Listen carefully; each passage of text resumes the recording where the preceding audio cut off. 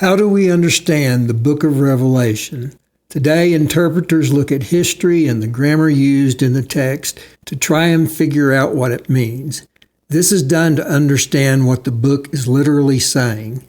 If the book has a simple, literal meaning, you would think everybody would come to the same conclusion, since they all use pretty much the same methods to interpret it.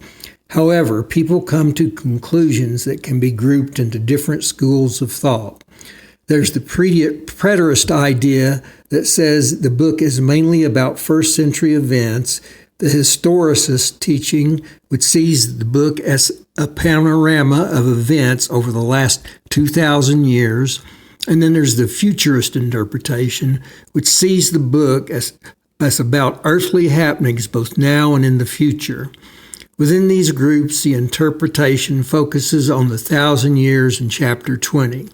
There are premillennialists, postmillennialists, and amillennialists. Even within these groups, there are many differences of opinion.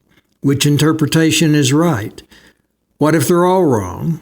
How can we tell? How did early Christianity understand the book? The claim today is that the earliest Christians were Chiliists, which is supposed to be the ancient form of premillennialism.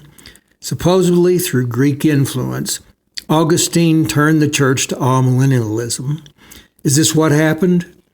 So what did the ancient Chiliists and amillennialists predict would happen? Here is a quote from the church father Jerome in the 5th century. "We should therefore concur with the traditional interpretation of all the commentators of the Christian church that at the end of the world, when the Roman Empire is to be destroyed, there will be 10 kings who will partition the Roman world amongst themselves." History records that the Roman Empire fell in 476. The Antichrist that Christianity expected didn't appear. What happened? Are modern predictions any better? In my new book, Dark Sayings of the Apocalypse, I explore these topics and others. What does the Bible say about the origin of religious belief? How should the Bible be interpreted, and what is the difference between ancient and modern interpretation? How does interpretation affect the difference in ancient and modern end-time beliefs? What wisdom is needed to understand the heads and mountains of the beast in Revelation 17:9?